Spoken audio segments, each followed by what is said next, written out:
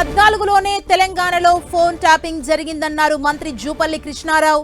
Phone tapping జరగకపోతే ప్రభాకర్ రావు విదేశాలకు ఎందుకు పారిపోయాడని ప్రశ్నించారు.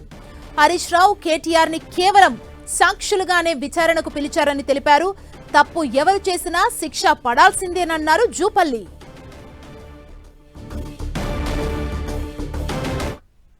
కేటీఆర్ కూడా ఏమన్నాడు, ఇది చేస్తే చేసి ఉండొచ్చు, బచ్చగాళ్ళు లుచ్చగాళ్ళు ఎవరు ఒకరికో ఇద్దరు చేసి ఒకరితో ఇద్దరితో చేసి ఉండొచ్చు అన్నారు.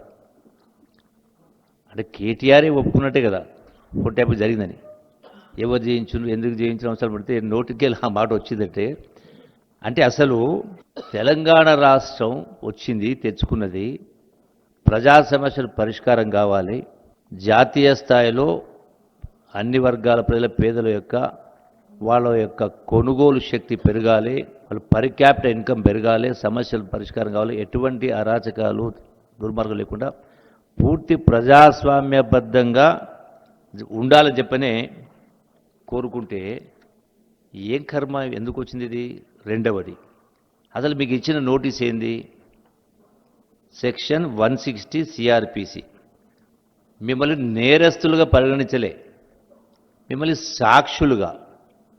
ఇది వాస్తవమేనా, మీ అంటే ఎందుకు జరిగింది, ఎవరిలా జరిగింది, దీనిపైన మీ యొక్క అంటే వాళ్ళ యొక్క సమాచారాన్ని, కీలక అంశాలని, వాస్తవాలని తెలుసుకోవడం కోసం నోటీస్ ఇచ్చి పిలిచారు.